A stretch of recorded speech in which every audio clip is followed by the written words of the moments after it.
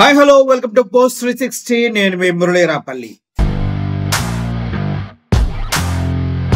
Hello కూతింత ఆగండి.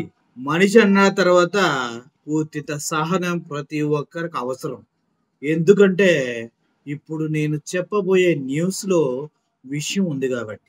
Or నాయను or దేవుడు ఖజానా అంత ఖాళీ అంతా నాశనం చేశాడు జగన్మోహన్ రెడ్డి, వామ్మో వాయ్యో అని అదేదో సినిమాలో అందరూ ఏడుస్తుంటే మనోడు ఆనందపడుతూ ఉంటాడు అని. ఇప్పుడు పరిస్థితి నాకు అదే అనిపిస్తుంది. అరే రైతులు పంటకి సరైన ధర లేదని రోడ్లెక్కి బాధపడుతూ ఉన్నారు, ఏడుస్తా ఉన్నారు. కానీ మా చంద్రబాబు నాయుడు గారు మాత్రం నవ్వుతా ఉన్నారు.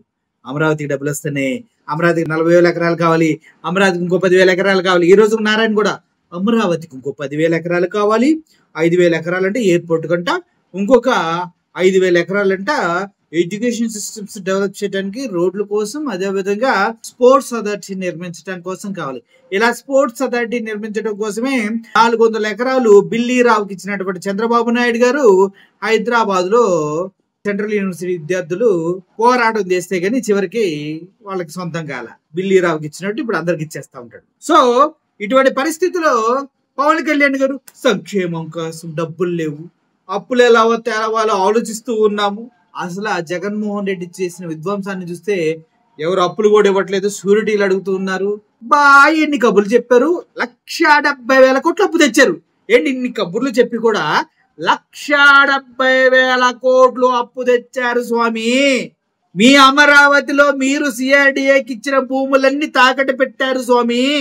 54,000 ఎకరాలకు గాను దగ్గర 60,000 కోట్లు ఆల్రెడీ తీసుకొచ్చారు. మీ భూములు తాకట్లో ఉన్నాయి, అర్థం చేసుకోండి. ఇప్పుడు ఏం ప్రాబ్లం లేదు. రైతులకి మద్దతు ధర ఉందా? పిచ్చి రైతులకి లేదు. పోనీ అరటి రైతులకు ఉందా? లేదు. మొన్న జగన్మోహన్ రెడ్డి వెళ్ళి 1,64,00,000 ఇచ్చొచ్చాడు. అరటి రైతులకి మద్దతు ధర లేదని ఏడిస్తే 1,60,00,000 ఇచ్చొచ్చాడు. తెలుసుగా విషయం. గవర్నమెంట్ నుంచి 1 రూపాయి వచ్చిందా? రాలా. సో దారుణమైన పరిస్థితుల్లో ఎవడైనా ఏం చేస్తాడు? పవన్ కళ్యాణ్ ఏమంటాడండి, మన గౌరవనీయులైనటువంటి డిప్యూటీ సీఎం గారు, అభిమాన నాయకుడు, నిఘా వర్గాల నుంచి ఎప్పటికప్పుడు సమాచారం సీక్రెట్ గా అందుకుంటారు. ఈయన నిఘా వర్గాలు చెప్తూ ఉంటాయి. ఈయనకి ఆ నిఘా వర్గాలు ఏం చెప్పలేదా ఆంధ్రప్రదేశ్ లో మీ బతుకులేంటో అనేది అడుగుతున్నారు సార్ ప్రజలు. చెప్పలేదా? నిఘా వర్గాలు మీకు ఏం చెప్పలేదా సార్? ఆంధ్రప్రదేశ్ లో సార్ జిఎస్టి -3 లో ఉంది సార్. తెలీదా సార్ మీకు? అంటే ఎందుకు తెలుసా జిఎస్టి అంటే? ప్రజల దగ్గర డబ్బులు ఉన్నప్పుడు వాళ్ళ కొనుగోలు శక్తి పెరుగుతుంది. ఆ కొనుగోలు శక్తి పెరిగినప్పుడు దానిపైన జిఎస్టి అనేది కలెక్ట్ అవుతుంది. ఆ జిఎస్టి కలెక్షన్స్ బట్టి ప్రజల యొక్క కొనుగోలు శక్తిని నిర్ణయిస్తారు. ప్రజల యొక్క కొనుగోలు శక్తి ఎప్పుడు పెరుగుతుంది? వారి దగ్గర డబ్బులు ఉన్నప్పుడు. ఇప్పుడు -3 లో ఉంది కదా జగన్మోహన్ రెడ్డి గారు ఉన్నప్పుడు, +12 లో ఉంది. +12 లో ఉన్నటువంటి జిఎస్టిని -6 నుంచి -3కి తేవడానికి మీకు 1 year టైం పట్టింది. ఇది తెలుసా మీకు? ఎలా ఉంటుందో తెలియదు. మనకి అసలు ఒంటి మీద లెక్కలు కనిపిస్తుంటేనే 16 కోట్ల 15 లక్షల 16 కోట్ల 54 అట్లా చదువుతాం. మన లెక్కలు మనకి ఎక్కడొచ్చు? 16,000 తొట్లు ఎక్కడ కట్టించారు, ఎక్కడ ఏ జీవాలు వాటర్ తాగుతున్నాయి క్లియర్ గా విత్ సీసీ ఫుటేజ్ తో కావాలి. 11,000 కోట్లు పెట్టి తొట్లు కట్టించినప్పుడు 2,500 పెట్టి ఒక కెమెరా పెట్టలేరేంటి? పెడతారుగా. ఉంచండి, మానిటరింగ్ లో ఉంచండి. అవి కూడా లెక్క తెలుస్తాం. ఇప్పుడు చంద్రబాబు నాయుడు గారు ఏం చేస్తున్నారంటే, ఖాళీ ఖజానా అని చెప్పి వీళ్ళు అలా ఇలా తిరగటానికి పాత ఏమైనా నచ్చట్లేదంట, పాత హెలికాప్టర్లు నచ్చట్లేదంట. 172 కోట్లు పెట్టి చంద్రబాబు నాయుడు ఒక హెలికాప్టర్ కొనుక్కుంటున్నారు అలా. ఎందుకంటే మహా అయితే ఉదయం అంతా ఇక్కడ ఉన్నారు, సాయంత్రం అవగానే హైదరాబాద్ వెళ్తున్నారు. చంద్రబాబు నాయుడు, లోకేష్, పవన్ కళ్యాణ్ ముగ్గురు కలిసి హైదరాబాద్ రావాలా, మళ్ళీ మార్నింగ్ హెలికాప్టర్ వేసుకొని ఆంధ్రప్రదేశ్ రావాలా, అదే విజయవాడ రావాలా.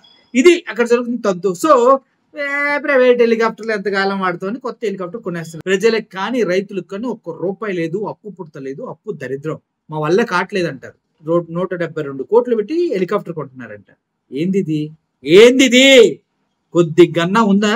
ఇక్కడ ఉందా లేదా? ప్రజలు అడిగితే ఇప్పుడు రోడ్ల మీద క్యూలో పెడుతున్నారు రేషన్ షాపుల దగ్గర. ఒక వెహికల్ కి పెట్రోల్ లేదు, డీజిల్ లేదు. 108లు మూసేశారు, 104లు మూసేశారు, ఆరోగ్యశ్రీ మూసేశారు, రేషన్ కార్డులు మూసేశారు, వికలాంగులకు వచ్చే పెన్షన్ ని సగానికి సగం తగ్గించేశారు. ఇన్ని చేసి కూడా ప్రజలకి ఏమి కనీసం మద్దతు ఇవ్వలేని సిచ్యువేషన్ లో మీరుండి, అటు మిర్చి రైతులు, ఇటు పత్తి రైతులు, శనగ రైతులు, పొగాకు రైతులు, ఇప్పుడు ఈ అరటి రైతులు అందరూ కూడా నానా కష్టాలు పడుతుంటే ఏమన్నారు? అరటిని తీసుకెళ్ళడానికి ట్రైన్ వేస్తున్నాం. ఇక్కడ నుంచి డైరెక్ట్ గా ఢిల్లీ వెళ్తుంది, ఢిల్లీ నుంచి అక్కడికి ఎక్కడికో వెళ్తుంది, రోజు వచ్చి మన అరటికాయలు కొని వెళ్తుంది అని చెప్పారు. ఏది ట్రైన్? ఏది సార్ అరటిపల్లి ట్రైన్? ఏది? ఏమీ లేదు. అరటి రైతులకు లస్సుల్లో ఉండే పట్టించుకోరు. మీకు మాత్రం అటు ఇటు తిరగడానికి హెలికాప్టర్ కావాలి. 172 కోట్లతోటి వస్తారు సార్ ప్రజలంతా. రేపు పొద్దున్న ఎలక్షన్ టైం వస్తే మొహాల మీదే వస్తారు, గుర్తుపెట్టుకున్నారు, మొహాల మీదే వస్తారు. అటువంటి సిచ్యువేషన్ లోకి రోజు రోజుకు దిగజారుతున్నారు, చూసుకోండి. Thank you for watching this video. ఈ 172 కోట్లు పెట్టి హెలికాప్టర్ కొనే ప్రతిపాదనని మీరు ఎలా చూస్తూ ఉన్నారు? రైతుల దరిద్రపు స్థితిని మీరు ఎలా చూస్తున్నారు? ఒక కార్టూన్ ఉంది, ఆ కార్టూన్ మీకు వీడియో అంతా ప్లే చేస్తూ ఉన్నా, అది కూడా ఫుల్ స్క్రీన్ ఒకసారి ప్లే చేస్తా, చూడండి. Thank you for watching this video. Murali signing off. Thank you so much.